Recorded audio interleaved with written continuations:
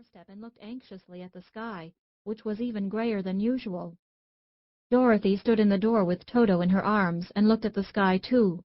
Aunt Em was washing the dishes. From the far north they heard a low wail of the wind, and Uncle Henry and Dorothy could see where the long grass bowed in waves before the coming storm. There now came a sharp whistling in the air from the south, and as they turned their eyes that way, they saw ripples in the grass coming from that direction also. Suddenly Uncle Henry stood up. "There's a cyclone coming, Em," he called to his wife. "I'll go look after the stock." Then he ran towards the sheds where the cows and horses were kept. Aunt Em dropped her work and came to the door. One glance told her of the danger close at hand. "Quick, Dorothy!" she screamed. "Run for the cellar!" Toto jumped out of Dorothy's arms and hid under the bed, and the girls started to get him. Aunt Em, badly frightened, threw open the trap door in the floor and climbed down the ladder into the small dark hole. Dorothy caught Toto at last and started to follow her aunt. When she was halfway across the room there came a great shriek from the wind, and the house shook so hard that she lost her footing and sat down suddenly upon the floor. A strange thing then happened. The house whirled around 2 or 3 times and rose slowly through the air. Dorothy felt as if she were going up in a balloon. The north and south winds met where the house stood and made it the exact center of the cyclone. In the middle of a cyclone the air is generally still, but the great pressure of the wind on every side of the house raised it up higher and higher until it was at the very top of the cyclone, and there it remained and was carried miles and miles away as easily as you could carry a feather. It was very dark, and the wind howled horribly around her, but Dorothy found she was riding quite easily.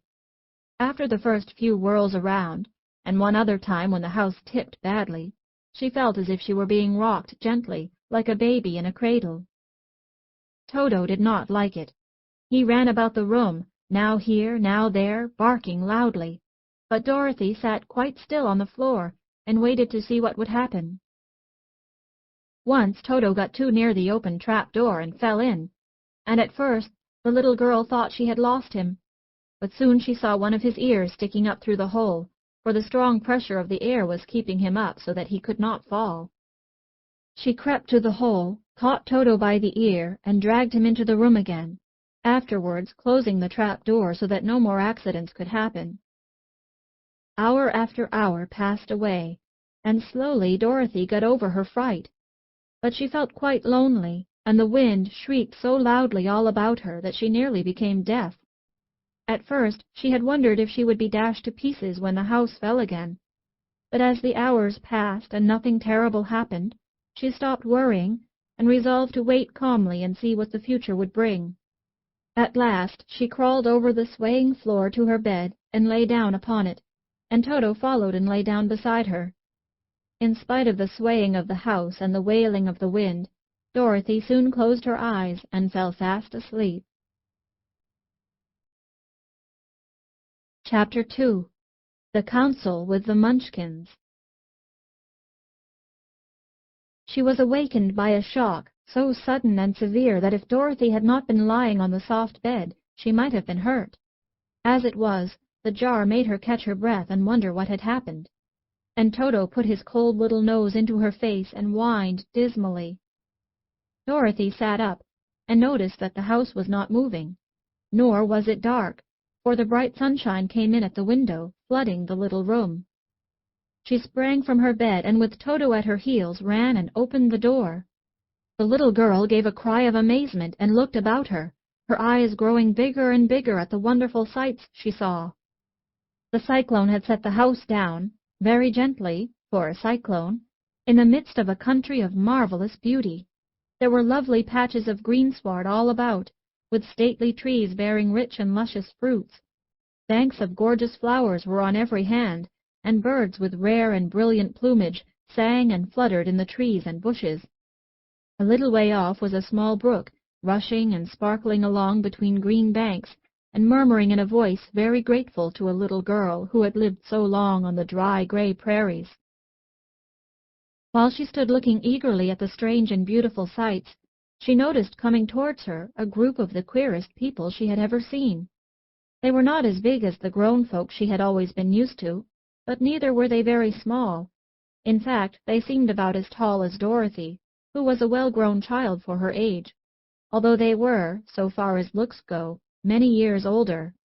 3 were men and 1 a woman, and all were oddly dressed.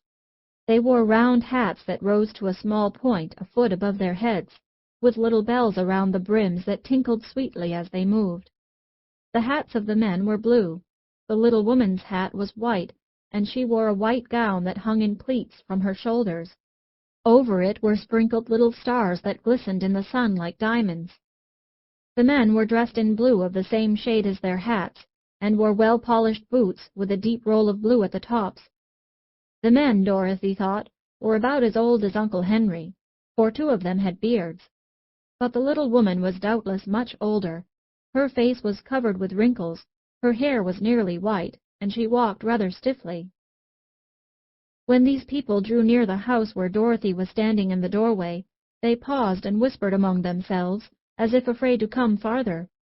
But the little old woman walked up to Dorothy, made a low bow, and said in a sweet voice, "You are welcome, most noble sorceress, to the land of the Munchkins. We are so grateful to you for having killed the Wicked Witch of the East, and for setting our people free from bondage." Dorothy listened to this speech with wonder. What could the little woman possibly mean by calling her a sorceress, and saying she had killed the Wicked Witch of the East? Dorothy was an innocent, harmless little girl who had been carried by a cyclone many miles from home, and she had never killed anything in all her life. But the little woman evidently expected her to answer, so Dorothy said, with hesitation, "You are very kind, but there must be some mistake. I have not killed anything." "Your house did anyway," replied the little old woman with a laugh, "and that is the same thing. See," she continued, pointing to the corner of the house, "there are her 2 toes still sticking out from under a block of wood." Dorothy looked and gave a little cry of fright. There indeed, just under the corner of the great beam the house rested on, 2 feet were sticking out, shod in silver shoes with pointed toes. "Oh dear! Oh dear!" cried Dorothy, clasping her hands together in dismay. "The house must have fallen on her. Whatever shall we do?" "There is nothing to be done," said the little woman calmly. "But who was she?" asked Dorothy. "She was the Wicked Witch of the East, as I said," answered the little woman. "She has held all the Munchkins in bondage for many years, making them slave for her night and day. Now they are all set free, and are grateful to you for the favor." "Who are the Munchkins?" inquired Dorothy. "They are the people who live in this land of the East, where the Wicked Witch ruled." "Are you a Munchkin?" asked Dorothy. "No, but I am their friend, although I live in the land of the North. When they saw the Witch of the East was dead, the Munchkins sent a swift messenger to me, and I came at once. I am the Witch of the North." "Oh, gracious!" cried Dorothy. "Are you a real witch?" "Yes, indeed," answered the little woman. "But I am a good witch, and the people love me. I am not as powerful as the Wicked Witch was who ruled here, or I should have set the people free myself." "But I thought all witches were wicked," said the girl, who was half frightened at facing a real witch. "Oh, no, that is a great mistake. There were only 4 witches in all the land of Oz, and 2 of them, those who live in the North and the South, are good witches.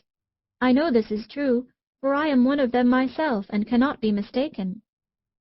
Those who dwelt in the East and the West were indeed wicked witches, but now that you have killed one of them, there is but one wicked witch in all the land of Oz, the one who lives in the West." "But," said Dorothy, after a moment's thought, "Aunt Em has told me that the witches were all dead, years and years ago." "Who is Aunt Em?" inquired the little old woman. "She is my aunt who lives in Kansas, where I came from." The Witch of the North seemed to think for a time, with her head bowed and her eyes upon the ground. Then she looked up and said, "I do not know where Kansas is, for I have never heard that country mentioned before. But tell me, is it a civilized country?" "Oh, yes," replied Dorothy. to keep listening to this audiobook. I've left you a link in the description so you can do it, at no cost thanks to Audible's 30-day free trial.